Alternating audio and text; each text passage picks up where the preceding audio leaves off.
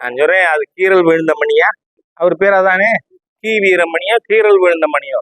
நீங்க light signal எல்லாம் வர்றது மொழியை வச்சு வருதா? நான் அவரோட மொழி காரணம்னு நினைக்கல.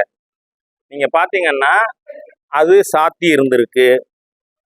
இந்த வேன் டிரைவர் நான் 1 நிமிஷத்துல போயிடுறேன்னு ப்ரெஷர் பண்ணியிருக்கார், அதனால அது திறக்கப்பட்டதுங்கிறாங்க. எப்படி இருந்தாலும் வன்மையாக கண்டிக்கத்தக்கது.